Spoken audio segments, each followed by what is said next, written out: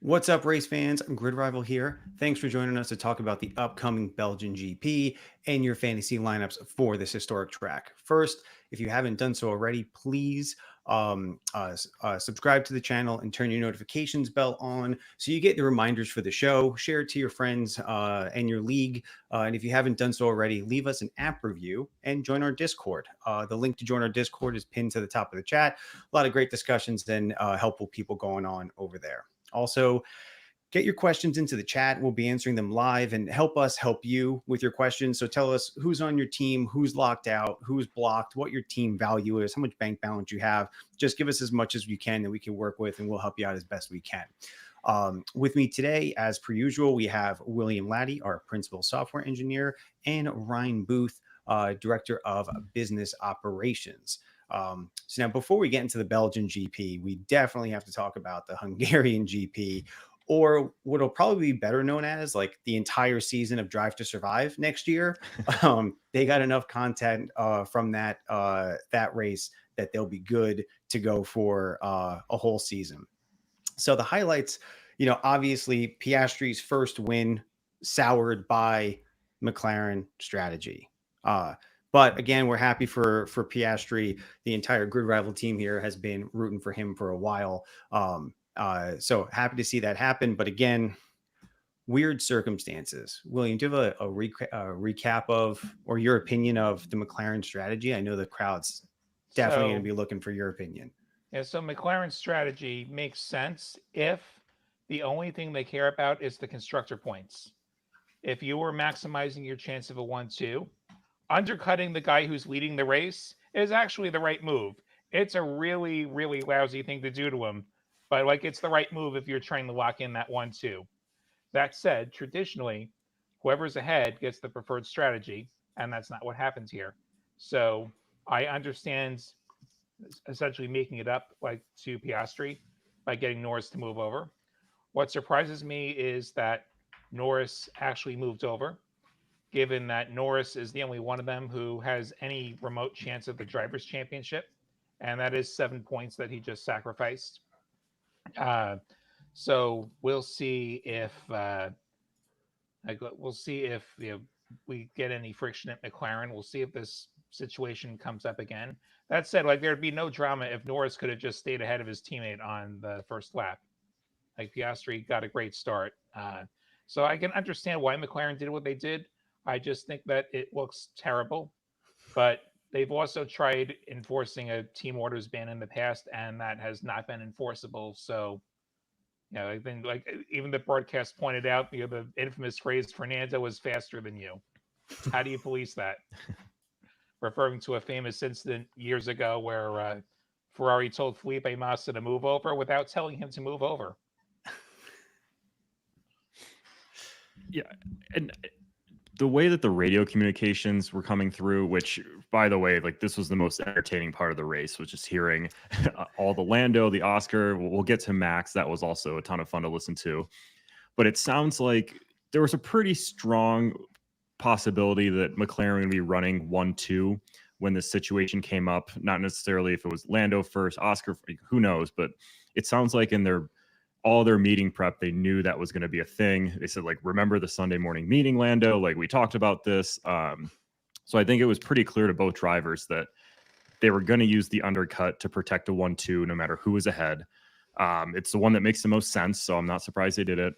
And then it was, all right, you get preferential pit treatment as P2, which is, as William said, not normal, but it makes sense here. But we'll give you the position back, so everybody wins. The problem was Lando was way faster. So I think I still am okay with it. I'm happy for Oscar. I think based on the strategy they'd probably discussed beforehand, it does make sense. It's incredible drama. It's great for fans. It's great for all of us. We love it. But yeah, I have no problem with them telling Lando to pull over. I am surprised he did. I thought he was not going to. Another interesting way to watch the race is through live betting lines. And with every single radio transmission, those were moving because it was Oscar's going through, he should be favored. And then it was, oh wait, Lando's not going to move over. He became the favorite. It was fascinating the entire time to watch those last 20 laps unfold.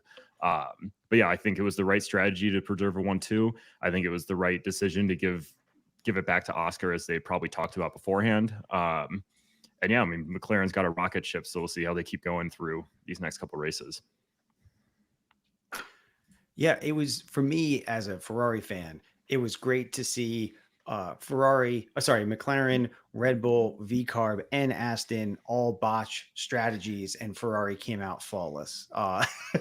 And like, Sainz did lose some value in the game this week, but I think that they did as best as they could given the car and the circumstances of the race for themselves. But that's how you know things are wild, if Ferrari is the one not botching the strategy call in a race. Yeah, definitely. I mean, McLaren's been in the spotlight a little bit here for these last few races for throwing some things away. So I'm sure they probably thought they were getting it right. They're like, oh, look, we did this. We preserved a 1-2. We're the best. And then it comes down to team order drama. So like, I guess they can't win. Yeah. But we did have it wasn't just McLaren at the Hungarian GP that had some issues or misdirections with their strategy. Obviously Max losing his cool, crashing into Hamilton. What was it? Ricardo's pit stop strategy, pitting on lap 6 or lap 7, completely ruining his race. So it was good to kind of see, how all that reflected into the game, which can bring us into, I guess, our biggest winners and losers coming out of the Hungarian GP. On the winners side, I'm going to start it a little controversially. Like we've been saying, we've been telling people, don't put Perez on your lineups.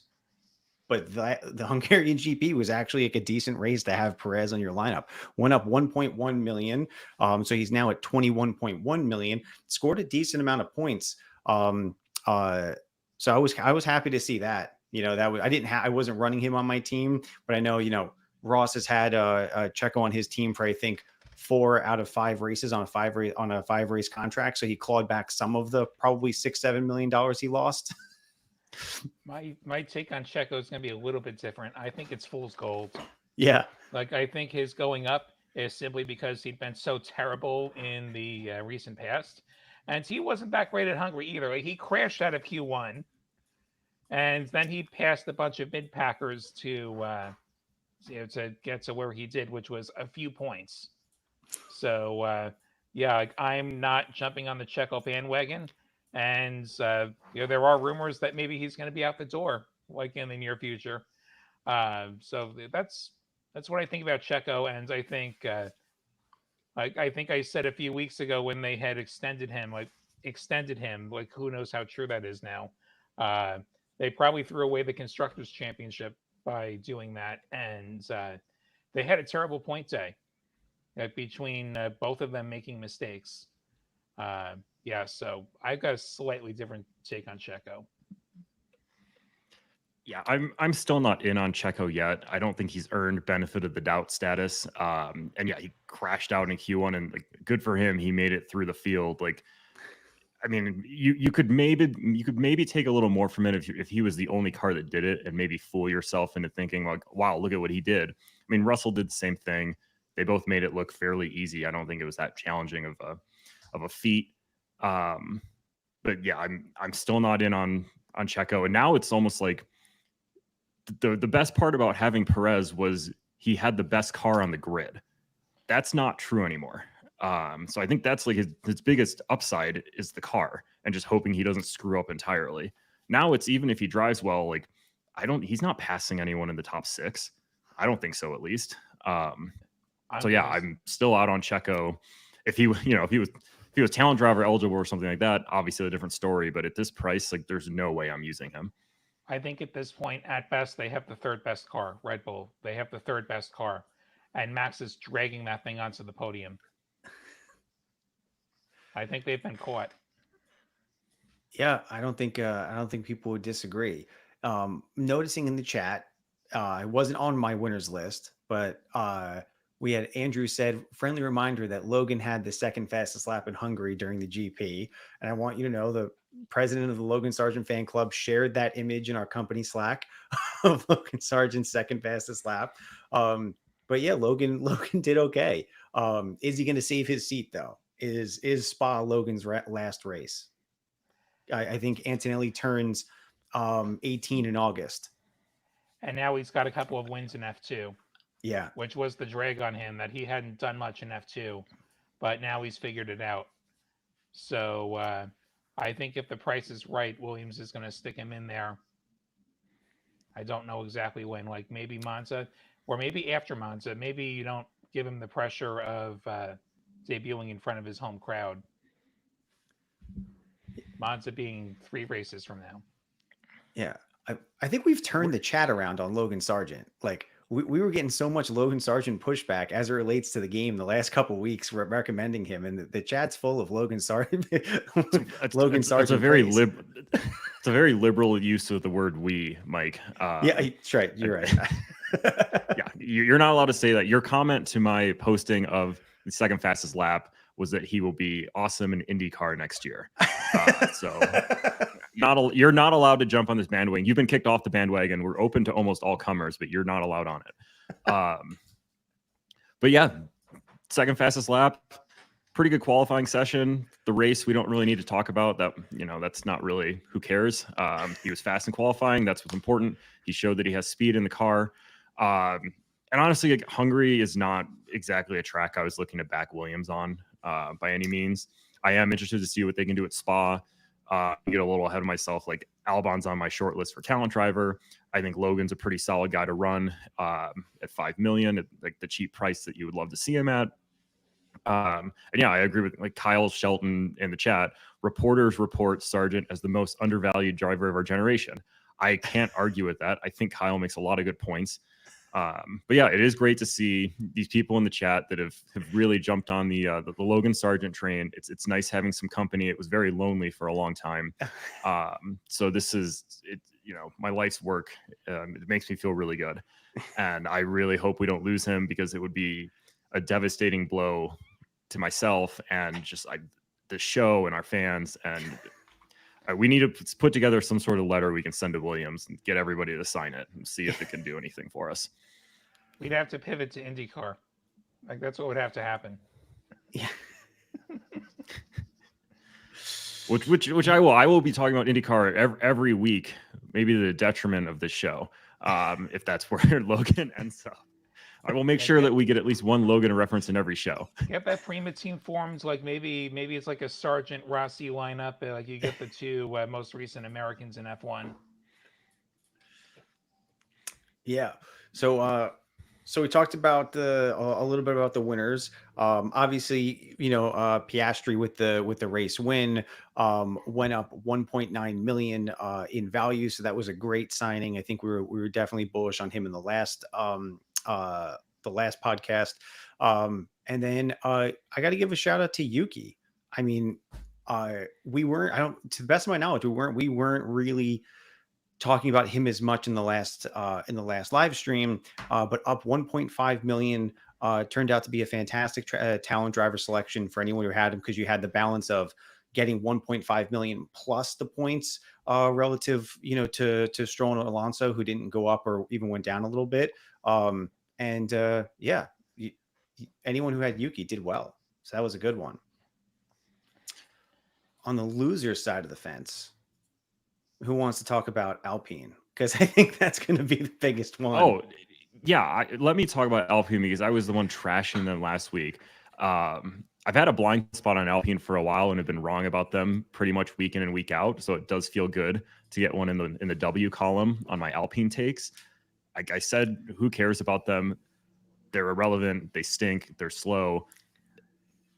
And look at that. Like they were. I guess, to be fair, Gasly was not doing terribly until they had to retire his car. But we'll look at Ocon and just be like, and again, too, that was a track where it should have set up, I think, at least okay for them. Yeah. Like I said, if you're going to sign them, it's got to be Hungary, and then you want no part of them at Spa. And I think after looking horrible in Hungary, you even want less of them at Spa now. So both of those drivers would be on my cut list if you have them. I would never sign them as a constructor. I don't think they make any sense as this track. I don't think they're very good. So I will continue to rip on Alpine. I was done with them after Friday practice. They said keep an eye on them, see what happens with practice. Well, we saw what happens with practice, and they have regressed. In fact, I was just reading a rumor on Twitter this morning that maybe Renault just bails as an engine manufacturer, and they try and stick a Mercedes in the back of it maybe as soon as next year. Yeah, so that's not a good situation over there. I mean, they started the season essentially firing everybody, and yeah, don't touch Alpine. They had that brief glimmer of hope, but no, I just can't justify them. Yeah. Like they don't even have reliability anymore. And in 2024, you need a reliable car. This isn't the 90s where mechanical retirements were routine. Yeah, agreed. And I would say the other biggest loser before we go into answering some questions, talking about Belgium, at least for me, was Hulkenberg. Was running Hulk as a talent driver in some of my lineups. Was running Hulk. I had Hulk as a talent driver. He was then priced out. So then I had other selections across various lineups, but now he's back to talent driver. So we'll see how that plays out with Haas and Spa. But yeah, down 1.4 million. And if you watch the race, it really seemed to all happen right at the start of the race. He dropped like 9 positions instantly. So unfortunate showing for Hulkenberg and my lineups that had him. Yeah, speaking of winners and losers, there's a question in the chat from Ori. A question for me: how did Lando's saltiness impact his price change last week? Answer is not at all. The price changes, actually, you can find out about the exact formula at GridRival.com. It's based entirely on how many fantasy points you score. So we order the drivers and the constructors by fantasy points, and then there are prices that we assign to each of those positions. And then there's a formula for value change where like you take the difference to their value and then you divide it by 4, and then you cap it at like 2 or 3 million, depending on driver or constructor. So there's nothing subjective when it comes to adjustments week to week. The only subjectiveness is how we price them at the beginning of the year. And if we have a mid-season driver change, which the rumors say that might happen, then again, we would come up with a price.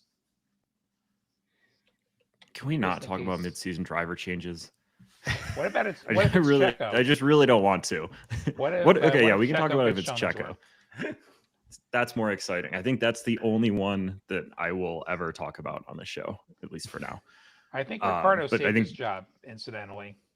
I think he saved himself for the rest of the year. I don't really put the... Sorry.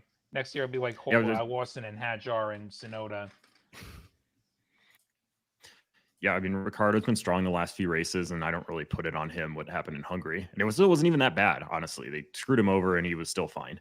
Mm-hmm. But yeah, Hulkenberg, I'm not really worried about Hulkenberg. I think he's shown what he is at this point. Now that he's back talent driver eligible, he's someone you can pick up.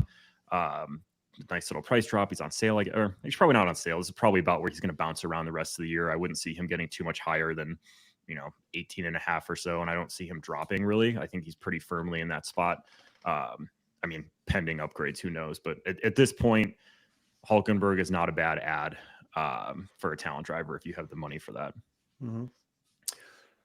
Well, we could transition into Belgium. First, there was 2 comments in the chat. Felix and Jordan showing some love to GridRival, the app and the stream. So please tell your friends, subscribe, rate the app. But there was a question or comment from Anthrox, which I think will kick us off good for Belgium. Will's take on how teams will do in Spa versus Hungary. Okay, so at both tracks, you really want downforce. Like Hungary is very twisty. Spa has its twistiness. That said, Spa does require horsepower. That blast up the hill towards Eau Rouge, that's one of the longer flat out stretches of the season. So we're going to lean towards horsepower, which should traditionally favor the Mercedes powered cars. So the McLarens, we've seen what they can do. The Mercedes, we've seen what they can do. I think that they're going to have another good week at Spa. I have not looked at the weather. I'm not even sure if the forecast matters at this point because the weather is pretty volatile there as to when you might see some rain. Like we saw it throw a wrench into things in Hungary. So I'm looking at the Mercedes powered cars, certainly at Spa, and then Ferrari may have the next best horsepower. Uh, they may be about equal with the Red Bull powertrain, Honda, whatever we call it now. Um, yeah, and then we don't touch Alpine. We've discussed that already. I could totally get proven wrong on Friday. And by Friday, you mean free practice for anyone, yes, for anyone when listening. practice happens on Friday. Yeah. Yes. That's when we see cars on track for the first time. Yeah, and it's actually the upcoming schedule is interesting to the point where I'm considering a lot of shorter contracts. Spa to Zandvoort to Monza, like very different tracks. Different cars should excel at each one. I don't know if you want to be running the same teams at all of these spots. So I'm still trying to figure that part out, but it is a very interesting part of the schedule here.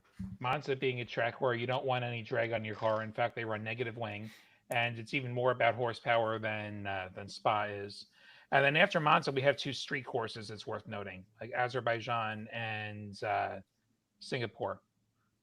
So keep that in mind as well if you're looking at longer contract terms. Like maybe you don't want somebody who's crash prone for more than 3 races, because then you get to the tracks where there's a lot of stuff to run into. Yeah, I would say like as I'm looking ahead at contracts, I'm only looking at like 3+ race contracts for drivers where I'm not worried or concerned about the value lost or gained, just the points generated. So for me, that's like Max, Norris, Piastri. Like those are the 3 that I would sign to a longer than 3 race contract right now. But with the variance of the tracks going on right now, I would think shorter contract lengths, or recommend shorter contract lengths for the majority of your lineup. Just remember the 1 race lockout rule. Like you're going to be locked out of that driver for the next race. Don't submit a support ticket asking if we can undo that. We can't.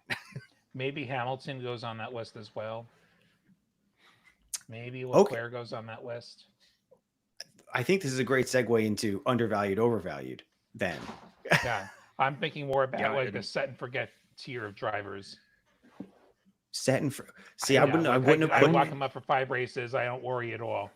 I can sleep at night knowing that they're on my roster. I actually would argue we don't have those anymore.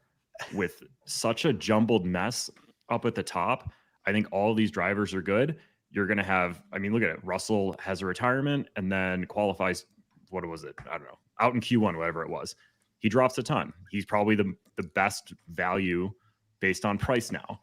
That'll probably change in 1 race. All it takes is 1 guy to DNF. They're going to drop 2 million, and all of a sudden they're the best value. I think we're going to see so much jumbling up at the top that the shorter contracts aren't a bad thing, because you can just jump on whoever's the lowest price, get the most value there, and build team value. Although we will be transitioning into more of the points season for these leagues now, but still, like, I don't think that's a bad way to handle the top of the top tier of drivers at this point, because they're going to be all over the place. Like Piastri just won. He went up 2 million. He's probably going to have an 8th place finish at some point. All it takes is, a bot strategy or a bad qualifying. And, it's going to be hard to chase down all these guys. Like the cars are pretty similar. So I'll always just be looking for whoever has big value drops because of a poor qualifying or a poor finish, maybe got wrecked. That's kind of how I'm going to handle the top of this grid at this point. But yeah, I guess if you're going to have as close to set as forget as you can, like it's probably Lando at this point. The car looks strong. He's in great form. I mean, forever it's been Max. I don't know if you can say that anymore. He seems to be losing his mind, and that car seems to be lagging behind the rivals. So we'll see. But yeah, I'm just at this point, short contracts up top, see who has value at whatever point, and then just go by track too, because the tracks are different. I'm going to be playing this on a very much week-to-week basis versus 5-length contracts, set and forget. Yeah, looks like in the chat, like Andrew and Anthrox are saying that McLaren is their set and forget as a constructor, which I would agree with. I think that's a good, if you're going high price constructor, that's a good move. Clearly the best car right now. Yeah. And who knows how many more upgrades we get. Like you don't really see too many upgrades past Singapore generally. Like teams will be focusing on 2025 car development by then, especially in the cost cap era.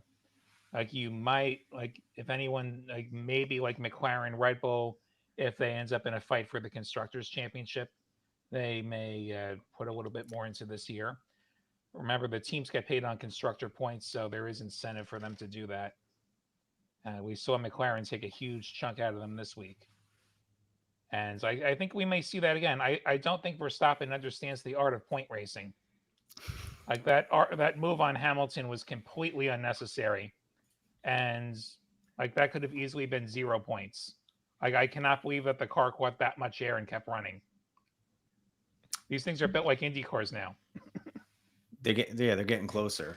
I promise we'll answer some questions from earlier in the chat, but there's just some ones that are recency. So since we're talking about McLaren kind of setting and forgetting it, thoughts on having both McLaren drivers and McLaren as a constructor on your lineup? My opinion on that is it's right now with like specifically doing that strategy with McLaren, probably not horrible, but it is very expensive. You're talking about 2 top price drivers and top price constructor. So you're not going to get a lot of salary gain out of it. You probably will get points. You won't get teammate points, or you won't get a lot of teammate points running that lineup. It's probably fine, but it's very expensive. Like if someone was doing that, I would assume that they have north of 135 million dollar team value. It's Thoughts? a heck of a gamble. It is. If one of those guys has a problem, like you're gonna have a bad week. Like, of course, if one of them has a problem, then the other one's gonna at least give you some teammate points to mitigate it a little bit. But like if one of those guys has a problem, like maybe Max runs into him, that's not going to be a good time for you. The other thing I would say is if you're going to do this, you better hit on your talent driver. Like you're going to have somewhat slimmer pickings as far as the rest of your roster. So it's going to be really crucial that you pick the right mid packers to round out your lineup. And you can score a lot of points with a lineup of mid packers. Like we've discussed this a few times in the context of the DFS game, where all you get is 100 million, and like you could have 1,000-point lineup with a bunch of mid packers. So it's possible, but the margin for error goes away. Yeah, for sure. Yeah, and speaking of nailing, hold on, I'm going to try and string like 3 things I saw in the chat together here. So let's see if I can do this correctly or if I become like Michael Scott and lose myself along the way. But I saw multiple comments about Bottas talent driver, which is really funny because I used Bottas talent driver last week and got laughed at by everybody at the company. You had like a 0% league adoption rate. I was like, I'm making him my talent driver because he fits in with the salary. And then this fits in with another comment about how much weight do you put into practice. He looked good in practice, so clearly I put a lot into it. It didn't work out super well. It wasn't a disaster, so that's at least good because I kind of figured it was a boom or bust. This is either going to be awesome or a total nightmare. It kind of ended up being in the middle. He had a pretty strong showing. Points. I mean, he gained a lot of value. He was decent for where his salary was. I'll say that. So it didn't work out as well as I thought it would. But yeah, I actually was somewhat high on Bottas for that race based on practice pace. So I took a chance on it. And sometimes you do have to do that with your talent driver. I tend to play it safe on talent driver unless I see an opportunity that I think is a really good one, which I thought I had right there. Didn't work out, but like I would do it again 10 times out of 10. And I don't know if I love Bottas at Spa for this upcoming race.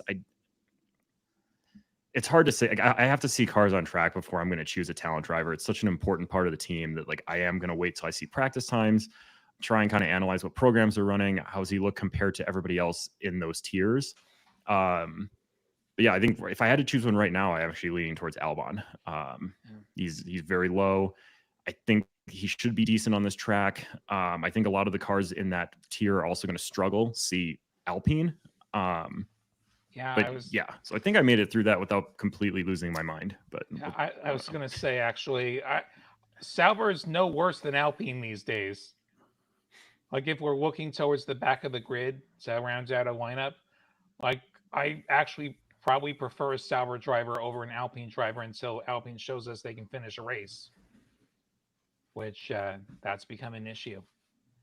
And I also do finds Albon an intriguing choice for Spa. Like I said earlier, horsepower is going to matter, and Williams does have that Mercedes power. Fun fact: in the infamous 2021 Spa Grand Prix, the one that was 2 laps behind the safety car, Williams outqualified Mercedes. Like George Russell was driving the Williams, and they outqualified a Mercedes. And anytime they say, well, Hamilton had the title stolen, I said, well, if he could have just outqualified a Williams at Spa, he has that point, and he has the championship. Yep. And, I guess if we're going to talk about Williams out qualifying, we have to mention that Logan Sergeant out-qualified Perez again. and that's it. Moving on. We got to stick him in the Red Bull. Red Bull's hired Americans before. Anybody remember Scott Speed? Yeah. Yeah. Drove for Toro Rosso many years ago. Yeah. Williams Checo swap, or Sergeant Checo swap. Who says no? Let's have some fun with it. Yeah. Let's get into some questions real quick. We'll go back up. So someone's asking about Ocon or Gasly. Avoid Alpine. Do not take them for this. Listen to us on that one. I'd rather have Sargent. Yeah, for sure. I'm saying that unironically. I'd rather have Sargent. Yeah. I'd rather have Zhou. Yeah. Yeah, you both Gasly and Ocon can come 19th, 20th. And Gasly is ranked 14th from salary right now. You don't want to run that risk. Stay away from Alpine this week. But this is one that goes to the contract links that we were talking about. I have Hamilton. This is Daniel. I have Hamilton for one more week and Alonso for long term, and McLaren 49.6 left over for 3 driver. I want to buy George Dip and sign him for 5. Who would you sign? I think buying the George Dip for sure. Yeah. Yes, he's the bargain driver of the week. Right. And this goes back to my point of just finding the guy that lost value up at the top. Is Russell the best out of all of those? Who knows? On any given week, maybe. But he's the cheapest, so that's where I'm going. Yeah. So so that would leave him with 25.4 after he signs Russell. And then we could go like 2 mid drivers, or we could take like Sargent and somebody like a little bit further up in price. Like if you took Sargent, then you have 20 million to play with, and then all of the talent drivers are on the table. Which Alonso is talent eligible himself, but like you could pick up, say, Tsunoda if you wanted to, or Albon.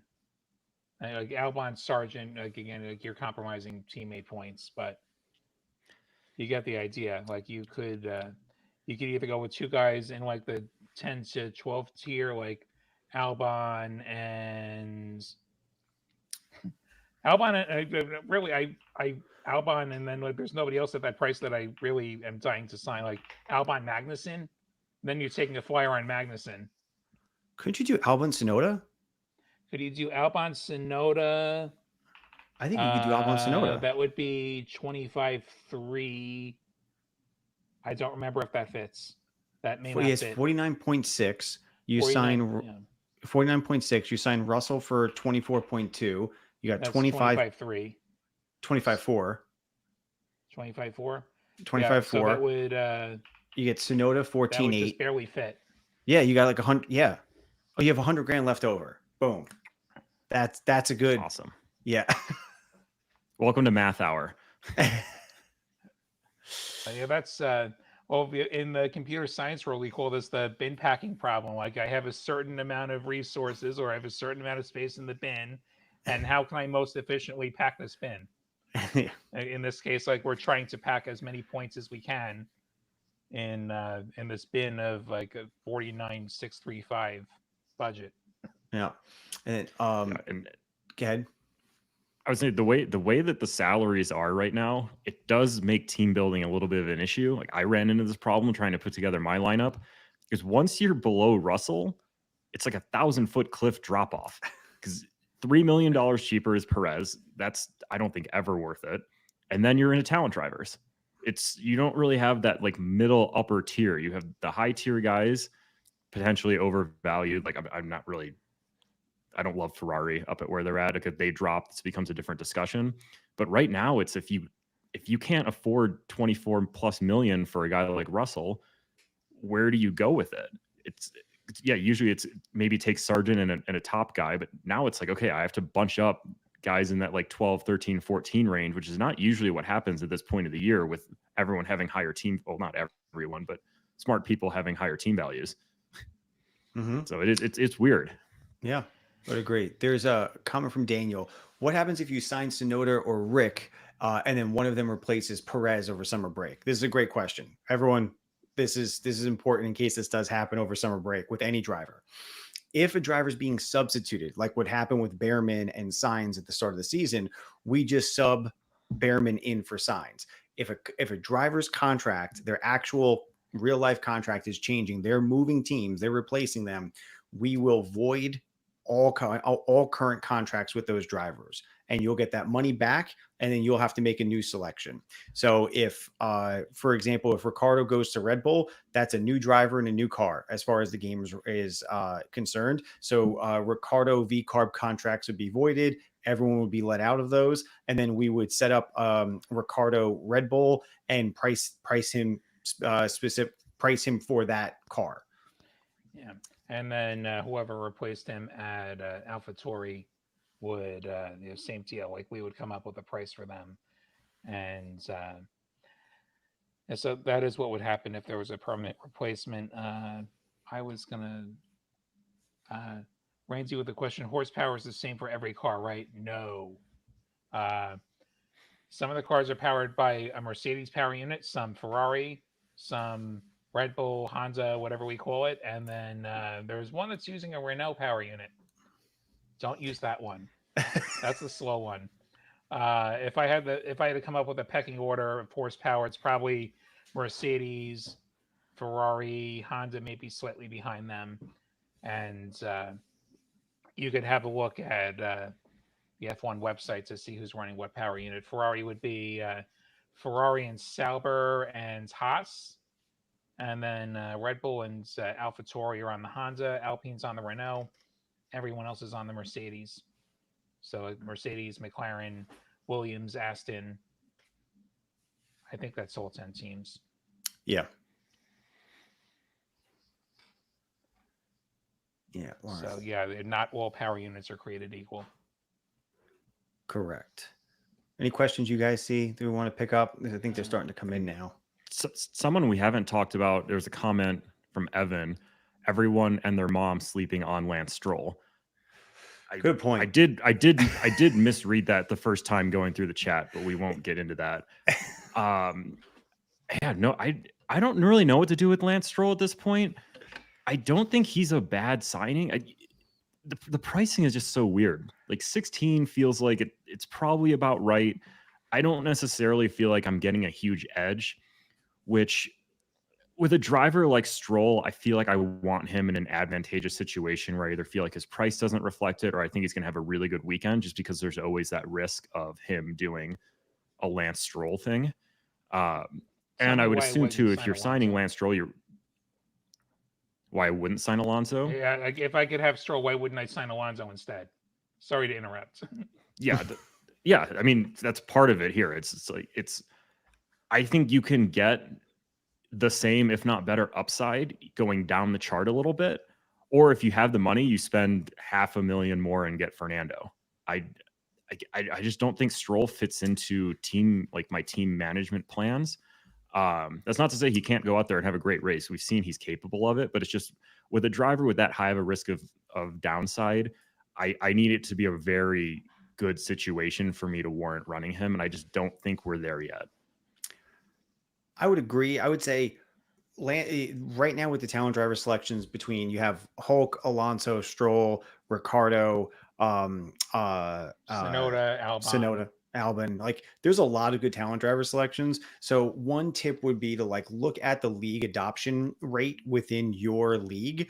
Because if you see 75%, 60% of your league has Alonso talent driver, you have to make a distinction. Okay, am I going to put Alonso talent driver on my team so that I have a push situation between me and everyone else in my league, meaning we all get the same amount of points? I'm gonna get a points advantage from players in my league elsewhere in my lineup. Or do you take the contrarian point of view and say, hey, 60% has Alonso, 0% has Stroll. I'm going to go with Stroll. And you take the contrarian point of view, and if Stroll outperforms Alonso or Stroll outperforms himself because improvement points are a thing in this game, then there is a situation where Stroll could finish behind Alonso but still score more fantasy points than Alonso. Andrew asking, does league adoption percent account for current league signs? Yes, it does. It may lag by just a few minutes. Like if you sign somebody, it may take a few minutes for that percentage to get updated just because of the way that the number gets computed like on our back ends. But yes, it does include the current league. Mm-hmm. Yeah, it's a underrated tool in planning against your opponents in your league.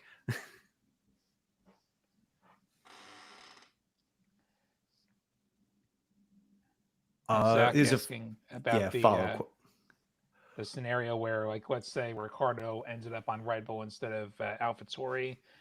I don't believe that contract would be locked. I don't think Ricardo would be locked because they wouldn't it would be locked. A new contract. We would come up with a starting contract value. That's just a number that we would come up with internally. We would probably use the rankings as a guide, like the price points that we discussed a bit earlier for salaries as a guide. Is he the 10th best driver? Is he the 8th best driver in this card? Something along those lines. So yeah, we can't say what the value would be because we haven't had that discussion. Mm-hmm. And the same goes for any replacement. Like we couldn't say like where we would price Antonelli if he were in the Williams, or Lawson if he ended up in V-Carb. We just don't know yet. But I doubt any of them would be priced any higher than the current driver. I'd have a very hard time placing. I'll tell you now, like if we were having that meeting, I'd have a very hard time putting Ricardo's value above where Checo's at right now. That's just my opinion, though. Yeah. Yeah. What are the questions we have in here? Moose Jaw. Stuck on choosing for one race, Leclerc or George. I think I'm choosing George pretty easily on this one every single time, unless for some reason practice holds some sort of craziness and George is slow and Leclerc is way fast. Like I think it's George, and I don't think it's that tough of a decision. And I'm guessing you two are going to agree with me on that one. Yeah, I'm going to agree with you on that one for sure. Or a Friday surprise. Yeah. And this one caught my eye again. Would you consider any of the drivers of over 20 million overvalued? So I think that kind of segues from the question we just had of like George versus Leclerc. Really, any driver from Perez up, do we think any of them are overvalued? If I said anything, I would just say there's maybe a little bit of risk with Hamilton, but not much. It wouldn't stop me from signing him, but I wouldn't. There is definite situations where Hamilton might lose 1 to 2 million in contract value, but I wouldn't even want to say overvalued right now. I wonder if Piastri might be a little bit overheated, having just gotten the win, having just gotten the max increase. I don't think he's going to consistently be beating Lando. So like, he might be just a little bit overheated. Like he's still going to be a very solid performer. The other person I'd have concern about would be Sainz at 25 million. Again, like he's not going to consistently beat Leclerc, I don't believe. And we've seen Ferrari could be a bit hit or miss. And Mercedes may be catching them as well. Mercedes may have caught them, like judging by the last couple of races. So Sainz is one I might avoid as well. I'm avoiding Sainz more than I'm avoiding Piastri, though.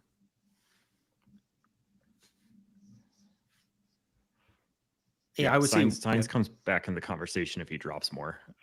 Where he's at right now, like I said earlier, George can be better than the McLarens on any given day. Probably not consistently, but I think he can, and he's shown that he can. I don't have that same feeling about Sainz. I think Sainz's ceiling is really a P4, P5. I don't really see Sainz getting on the podium unless something kind of weird happens. Hence, he's a lame duck. Remember, he is on his way out of Ferrari. He's going to be replaced by Hamilton next year. If there's one other overheated driver, this might be a hot take. Max. I need to see Max gather himself together. I need to see Red Bull at the top of the charts again. Like, Max might be a little bit high priced right now. And like we've seen, the like, thing is, there's 2 races out of 3, it started to get into his head a little bit, and he's doing some of the old desperate moves that we used to see a few years ago. Yeah, it's devastating to have a driver at that price DNF, and I think it's without question he has a higher DNF risk than anybody else up there, just because if he's going to go for it and he gets on there, he was unhinged. He was and losing his the car's mind. just not as fast. McLaren's faster than them. Like, at best, they're equal with Mercedes, I would say. At best, they're equal with Mercedes. We're not going to see him winning week in and week out anymore. I may eat those words, but I would say podium. He doesn't do anything dumb. Yes, podium if he doesn't do anything dumb. We like to make like stock references here sometimes, and we always used to say like Max is a perfectly safe investment. Sign him for 5 contracts, and don't worry about it. There definitely could be a $2 million DNF situation within the next 5 races, but me personally, I wouldn't let that stop me, just because to me, still Verstappen with the car maybe lagging a little bit behind, he's still going into every race. He has one of the highest likelihoods of podium potential. And I would say the same with Lando. So like right now in my lineup, let me just open it up. I actually have Verstappen, Norris, Piastri. So I have all 3. I'm going cheaper on my constructor and higher on my drivers. So I have Verstappen, Norris, Piastri, because I think that's a top 4. I think out of those 3 drivers, I'm going to have 3 drivers in the top 4, 3 drivers in the top 5 with those 3 selections. In our company league, I currently have Max. I signed him several races ago, so it's been lean times. And then Russell, Magnussen, Sargent, and I do have to make some picks for this week. So Max, like I've been disappointed by Max like the last few weeks. The other choices, I mean, there's potential. Like there's potential everywhere, except Alpine. So people talking about Checo has to get, as Zach says, Checo has to get 9th or less to lose value. You think, I got to check those numbers. I don't know off the top of my head. Given a decent performance, possible high risk investment, it is risky. Because like Checo has made some mistakes, and like we've just talked about how maybe Max is dragging the car like further ahead than it belongs. There is some risk there. That said, like if Max does something stupid, Checo's going to get a bunch of teammate points. Like if Checo doesn't do anything stupider. Yeah. So the high stupidity factor, which is not usually something you want on your team. Yeah, especially not for the money that those guys command. Yeah. You could do a lineup review. Sure. 54 million for 2 drivers. Piastri, Magnussen, Sargent locked in. Norris, Russell on cooldown. Thinking Hulk talent plus Verstappen for a race. So following week I can get back on Nor and Russell. Thoughts on any other options? Well, if you have 54 million for 2 drivers, you could be looking at the top here because you already have Magnussen and Sargent for your back markers. Sorry, Ryan. That's fine.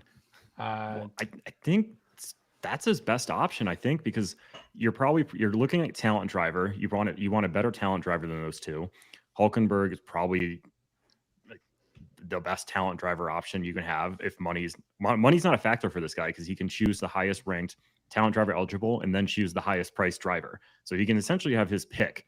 Because I don't think you want to run Magnussen or Sargent as talent driver. I guess that's another option, but I think you're going with like Max is still. I know we've been on him with some negative comments in the show, but he's still Max Verstappen. He's still a huge. And then you go with Hulkenberg, who's probably the highest ranked talent driver. I think that's what you go with. Like your idea is correct, and I would back that. Yeah, I would just say you got 7.5 million left though, so I would look at constructor. Yeah, who is your constructor, Archer? Yeah, like maybe there's a potential upgrade there. Yeah, Another possibility might be Hamilton and then a good talent driver. Depending on your feelings about Max, like maybe you trust Hamilton more. Maybe we see something in practice where we end up liking Hamilton better. Like this is always going to be subject to like our minds getting changed when we see cars on the track. Like if Mercedes is looking good, which like Mercedes has a couple of wins, Hamilton might be a better choice than Max. And Hamilton has not made as many mistakes as we've seen Max make.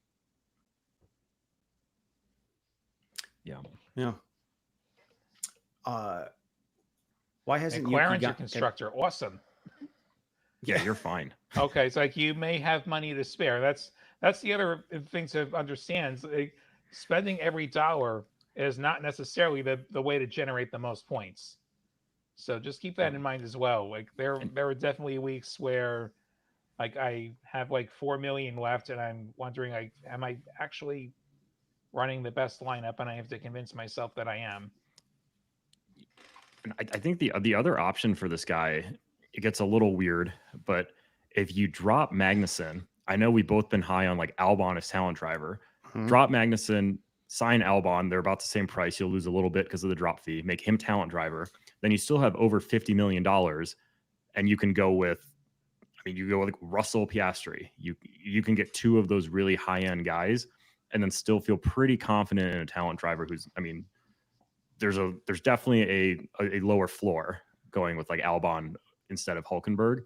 But I think if Albon races the way I think he's going to, it's a pretty solid signing for talent driver. And then you have a lot of money up top to get top of the grid guys. Yeah, he's locked out of Russell and he already has Piastri. But I agree with your strategy, well, Ryan. I would say like I would be, with 7.5 million left and McLaren as my constructor, I would probably drop Magnussen and just take my pick of next most bullish driver I'm on, whether it's Alonso, Stroll, or Tsunoda, and just grab those extra points, and you'll still have money left over. So you're in a great spot. You can go to the next one. Fun discussion. Why hasn't Yuki gotten the Red Bull spot? You'd have to ask Christian Horner. I think Yuki deserves it. And like this is a team that historically has had no problem canning a driver mid-season. Like that's how Max came into Red Bull. Like they decided, I believe it was Albon that they had dumped like mid-season, and they stuck Max in, and he just started winning races. So I think if Honda were still going to be around, if they weren't switching to Ford, I think Honda would have pushed them to do it by now.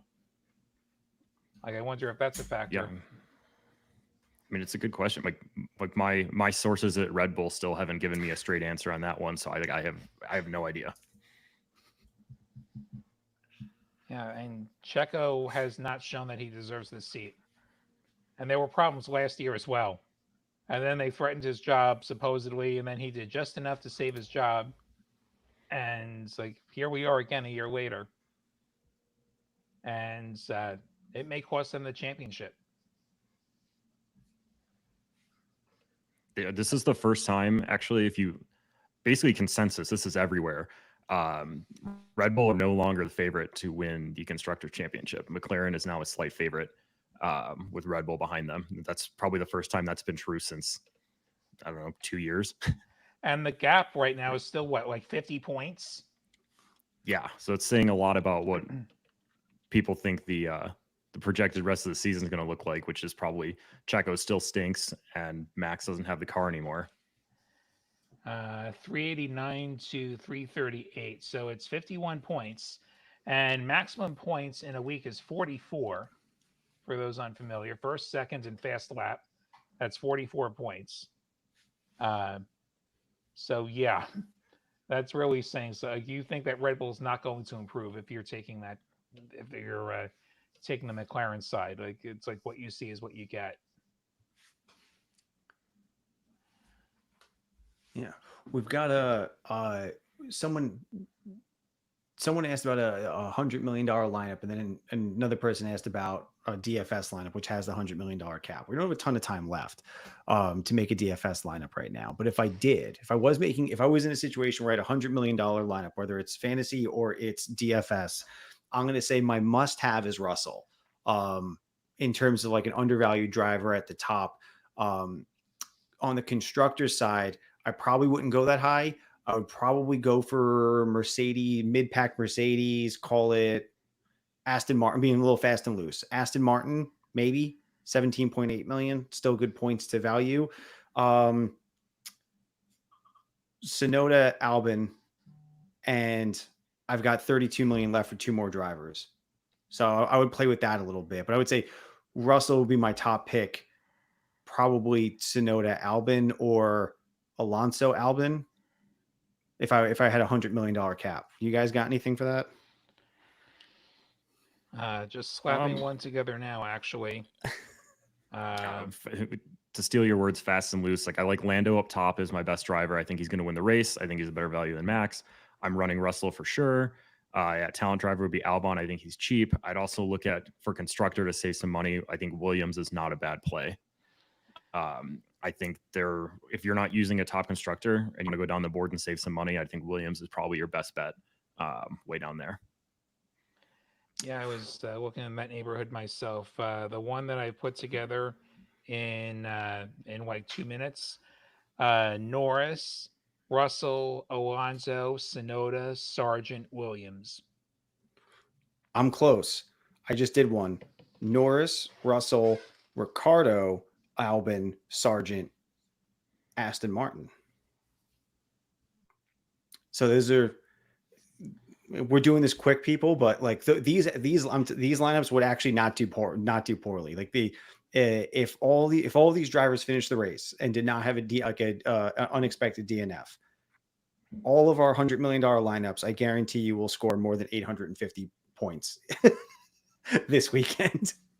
So if you're scoring under 850 and you have more than $100 million, you could use that as a starting point.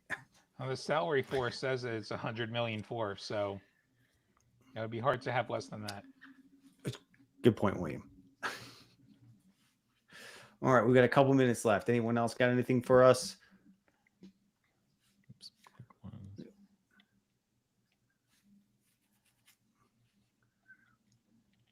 Should be a fun our boy John is down bad. He said he has been sucking and he's now under 100 million. It sounds like he's in a little bit of trouble. He said, should he give up points for now and try to get higher priced drivers to get some money back? Well, the way you get your money back is by identifying bargains. Like we've talked about Russell being a bargain. And you sign somebody who's underpriced, and hopefully when they finish their contract, they've gained value. And that's how you gain value in this game. Yeah. Yep. So I think in the tiers, you're looking at Russell in the high tier. Mm-hmm. In the middle, you're probably looking at guys like Albon, maybe even Magnussen if you think Haas comes back. I know he hasn't been in great form lately, but his value is a lot lower than it was earlier. And then you're going to probably have to take a shot on a Bottas, on a Sargent, and just hope that they string some things together. But it's a tough spot to be in. You need to build some value. And if you can do that over the next few races, then you can contend down the stretch. Mm-hmm. I would say, I know we've been trashing Alpine this whole call for sure, but for you specifically, whether you joined the game just recently or you've just lost a lot of value recently, Ocon's 9.8. If they could pull it back together, I would just be very focused in on that as a potential to go from 9 to 12 or 9 to 13, 9 to 13, 10 to 13. Like there could be $2 to $3 million worth of value in Ocon if Alpine can get it together. So that's not like spa advice, but that's like get out of the hole advice. Because I think everyone else kind of hit on where the values are right now. Yeah, John, keep coming back, because as the season progresses, you're going to start to need to take more Hail Marys. And like there will be opportunities for that. Like I thought Bottas was one last week. Every so often you're going to get a chance for someone like that. And you're going to have to start getting riskier as the season goes on and we start running out of time here. Mm-hmm. We're at the halfway point. There's plenty of races left to gain value and points. I can't believe we're going to have to wait a month for another race after this weekend. I know, it's the worst. Yeah, we're going to have to occupy ourselves watching. I think MotoGP is the only sport that runs next week, with the Olympics going on and TV being distracted. And like there's some NASCAR during the break, like maybe explore some American racing. NASCAR, IndyCar, all worth watching, and all in our app in various forms. Particularly if you're in the U.S. and stay with our paid games, you can play some of that and hopefully have a good time while we pass these many weeks without F1. But you know what? These teams deserve a vacation, and like there is a mandatory shutdown for them during the period, so good for them getting a little bit of rest before we get to the back half of the season and all the flyaways that entails. Yeah, and think about it, like last year at this time, we were, I don't know, over the break, just thinking about how many points Max and Red Bull are going to win the championships by. Now we have an entire month to think about the insanity that's potentially coming up to finish the season with everything going on up top and upgrades in the midfield. Like F1 is in a really fun spot right now. So we have an entire month to think about that and try and get our thoughts in order. And hopefully, God, I really hope when we do our next show, we can still talk about Logan Sergeant in an F1 car. But we'll see how that goes. And you heard it here first. Logan Sergeant will have the fastest lap at Spa. He probably won't score a point for it. Reds on at the end and go for that fast lap. We might be doing some emergency podcasts during the summer break with driver swaps, like 20-minute instant live streams to calm everyone's nerves. I'll be doing it like in a dark room with a box of tissue. Like it's going to be bad. All right, everyone. Well, thank you for joining us on the live stream here. Just a reminder again, there's a link to join our Discord. Subscribe to the channel, turn your notifications bell on, rate, review, subscribe here and the app. Tell your friends, and hope everyone has a great Spa race and then a great summer break. And you'll be hearing from us. Thanks, everyone.